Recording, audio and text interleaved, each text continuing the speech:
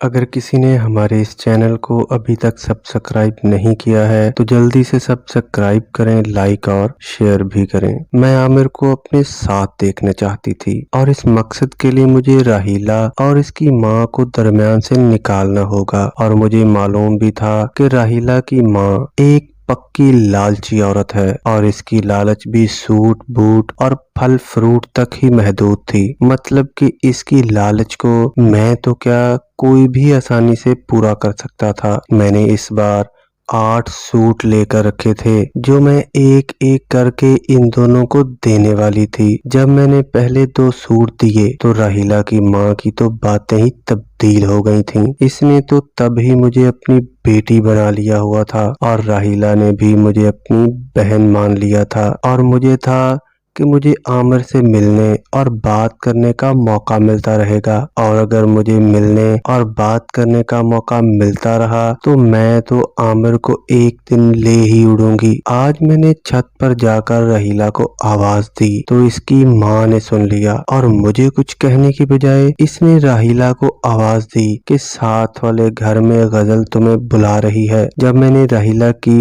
ماں کی آواز سنی تو مجھے لگا کہ یہ تو آج راحیلہ کو ہمارے گھر میں ہی بھیج دے گی، اور میں یہ بات سن کر نیچے آ گئی اور راحیلہ کا انتظار کرنے لگی۔ کچھ وقت کے بعد راحیلہ بھی میرے گھر میں آ گئی اور میں نے راحیلہ سے کہا کہ میں نے تو تمہیں ایسے ہی بلایا ہے، مجھے کوئی کام نہیں ہے تم سے۔ راحیلہ نے بھی مسکراتے ہوئے کہا، اچھا چلو پھر ٹھیک ہے، مگر مجھے تو ماں نے کہا تھا کہ کوئی کام ہے، جا بات سن آ غزل کی۔ میں نے راحیلہ سے کہا کہ وہ سامنے والے لڑکے کا نام کیا ہے جسے تو پسند کرتی ہے؟ راحیلہ نے کہا کہ بھابی اس کا نام بابر ہے۔ میں نے کہا کہ وہ اس وقت گھر میں ہی ہے، میں نے آج چھت سے دیکھا تھا، تو اگر اس گھر میں اس وقت جائے گی تو ہو سکتا ہے تمہارا کام بھی بن ہی جائے۔ راحیلہ نے کہا کہ بھابی مگر میں ان کے گھر کبھی گئی نہیں ہوں۔ میں نے کہا کہ اگر نہیں بھی گئی ہے تو آج چلی جانا، اگر آئے جائے گی تو ہی تو تیرا کام بنے گا نا۔ راحیلہ نے کہا کہ یہ بات بھی ٹھیک ہے۔ راحیلہ نے کہا کہ بھابی پھر میں جاؤں ان کے گھر میں؟ میں نے کہا کہ جا جا، تیری خالہ کا ہی گھر ہے، اگر نہیں جانے کو دل کر رہا ہے تو پھر میں اس لڑکے کو یہاں بلا لیتی ہوں، بول کیا کہتی ہے؟ راحیلہ نے کہا کہ ہاں یہ اور بھی ٹھیک رہے گا۔ میں نے کہا کہ تو پھر تو یہاں بیٹھ جا، میں جاتی ہوں اور کوشش کرتی ہوں۔ میں جب اپنے گھر کے دروازے سے باہر آئی تو میری نظر بابر کے گھر کی چھت پر پڑی تو بابر چھت پر ہی کھڑا تھا۔ میں نے اچانک سے بابر کو اشارہ کیا کہ نیچے آؤ، اس نے بھی مجھے اشارہ کرتے ہوئے دیکھ لیا ہوا تھا، اور جب میں بابر کے گھر کے دروازے پر آئی تو ایک دم سے دروازہ کھل بھی گیا اور سامنے بابر کھڑا تھا۔ جیسے اس نے مجھے دیکھا تو کہا کہ آ جائیں، اندر آ جائیں۔ میں بھی جلدی سے اندر ہو گئی کہ کوئی مجھے یہاں دیکھ ہی نہ لے، مگر جیسے ہی میں گھر میں داخل ہوئی تو بابر نے تو مجھے ایک دم سے سینے سے لگا لیا اور مجھے چومنے بھی لگا۔ میں نے کہا کہ یہ کیا کر رہے ہو؟ اس نے کہا کہ میں نے آپ کے دیور سے سنا تھا کہ آپ اپنے سسر سے بھی ایسا کرتی ہیں۔ میں نے سوچا کہ میرا دیور تو ابھی بہت چھوٹا سا ہے، اس نے ایسا کیسے دیکھ لیا؟ مگر بابر بھی تو جھوٹ نہیں بول رہا تھا۔ میں نے ایک دم سے بابر کو ایک طرف کیا اور کہا کہ اس نے اور کیا کیا بتایا ہے؟ میں تو حیران تھی کہ اس نے میرے بارے میں بابر کو ایسا کچھ کیوں بتایا؟ بابر نے کہا کہ اور تو کچھ بھی نہیں بتایا، مگر جب سے اس نے مجھے یہ بتایا تھا نا، میرے تو دل میں تھا کہ آپ سے میری کوئی ملاقات ہو اور میں بھی آپ سے ایسا کر سکوں، تو میرے دماغ نے کام کیا اور میں نے بابر سے کہا کہ اچھا ٹھیک ہے، مگر مجھے یہ بتاؤ کہ کیا تم نے یہ کسی اور کو بتایا ہے کہ نہیں؟ بابر نے کہا کہ نہیں، میں نے کسی کو بھی اس بارے میں کچھ بھی نہیں بتایا ہے، اور آپ کے دیور کو بھی منع کیا تھا کہ وہ بھی کسی اور کو اس بارے میں نہ بتائے۔ میں نے کہا کہ تم سچ کہہ رہے ہو نا؟ اگر مجھے کسی اور سے اس بارے میں معلوم ہوا تو؟ بابر نے کہا کہ جب ہم نے کسی اور کو یہ سب بتایا ہی نہیں تو پھر کسی اور سے کیسے معلوم ہوگا آپ کو؟ میں نے پھر سے کہا کہ پکا نا किसी को नहीं बताया है ना तुम लोगों ने? बाबर ने कहा कि अरे नहीं यार, नहीं बताया है, किसी को कुछ भी नहीं बताया है। मैं तो परेशान हो गई थी कि मैं तो यहाँ राहिला की मदद करने आई थी और मुझे तो यहाँ अपने ही राज सुनने को मिल रहे हैं। मुझे तो इस बात का इल्म ही नहीं था। मुझे तो बस यही था कि मेरे और ससुर जी के बारे में कोई भी नहीं जानता होगा, मगर यहाँ तो मेरा देवर ही मेरा दुश्मन बना हुआ था। मैंने कहा कि अभी तो मैं बस तुम्हारे घर में एक काम से आई थी, अभी मुझे जाने दो, मैं कोई अच्छा सा मौका देखकर तुम्हें भी खुश कर दूंगी, मगर तुम ये सब किसी और को मत बताना। बाबर ने कहा कि मगर मुझे तो अभी ही करना है, फिर न जाने कब मौका मिले और कब ना मिले। मैंने कहा कि वो तुम मुझ पर छोड़ दो, मगर अभी के लिए मुझे जाने दो। मैं वहाँ से जान छुड़वाकर अपने घर में आ गई और मैं काफी डरी सहमी हुई थी। राहिला ने मुझसे पूछा कि भाभी क्या हुआ, आप ठीक तो है ना? मैंने कहा कि हाँ हाँ, मैं बिल्कुल ठीक ठाक हूँ, मुझे क्या होना था?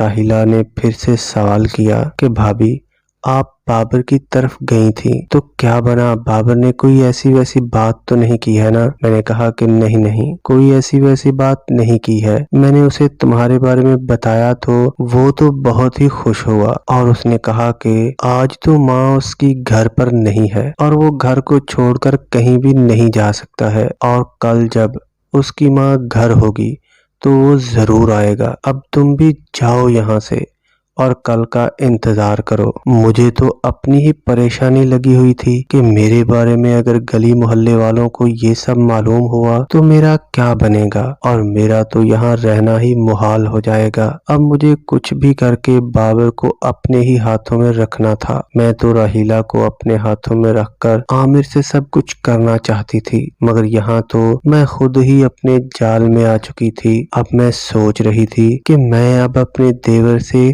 बात करूं कि ना करूं, और मेरा देवर था ही अभी 10 साल का और स्कूल भी जाता था अभी। तो मैंने सोचा कि अगर मैं अपने देवर से बात करूंगी तो और ही बात फैलेगी। अब तो बस बाबर को ही हाथ में रखा जाए और उससे कहा जाए कि वही देवर को समझाए कि वो आगे किसी को ना बताए, और अब बाबर को खुश करना भी पड़ेगा। और रात में तो ससुर जी मेरी जान नहीं छोड़ते हैं, और अब ये एक नया काम बाबर वाला भी साथ आ गया है। वैसे मैं कोशिश करती हूँ कि मैं बाबर को रहीला के साथ लगा देती हूँ कि तुम्हारा काम मैं रहीला से करवा देती हूँ। अभी कौन सा बाबर को मालूम है कि रहीला बाबर को प्यार करती है, और बाबर को भी ये बोलती हूँ कि मैं तुम्हारे लिए रहीला को तैयार कर देती हूँ। जो तुम्हें मुझसे करना है ना, वो तुम सब कुछ रहीला से कर लो, और मैं तुम्हारे लिए रहीला से बात कर लेती हूँ और वो ये सब करने को तैयार हो भी जाएगी। मैंने शाम में मौका देखकर बाबर से बात करने की कोशिश की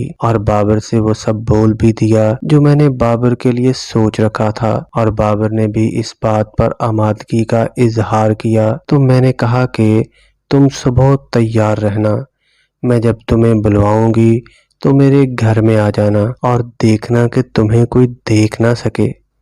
बाबर ने कहा कि वो तुम टेंशन ना लो, मैं नीचे से नहीं आऊंगा, छत से ही आऊंगा तुम्हारे घर में, और किसी को भी कुछ मालूम नहीं होने दूंगा। मैंने कहा तो बस फिर ठीक है, मैं भी राहिला को तैयार करती हूँ इस काम के लिए। मैंने अब राहिला से बात की। राहिला से बात क्या करनी थी, वो तो पहले ही बाबर को पसंद करती थी, मगर वो बाबर से ऐसा काम करेगी कि नहीं, इस बात की मुझे तस्दीक करनी थी।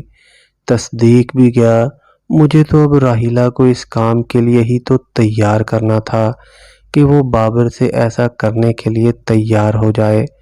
मैंने राहिला से बात की कि राहिला, मैंने तुमसे एक बात करनी है। राहिला ने कहा कि भाभी कहें, क्या कहना है आपने मुझे? मगर एकदम से मैंने सोचा कि अगर राहिला ने इनकार कर दिया तो मैं क्या करूंगी। मैं राहिला से कोई बात भी नहीं करती हूँ इस बारे में, बल्कि बाबर से ही कहती हूँ कि मैं तुम्हें और राहिला को एक बार के लिए मिलवा देती हूँ, और तुम खुद ही राहिला को ऐसा करने पर राजी कर लेना।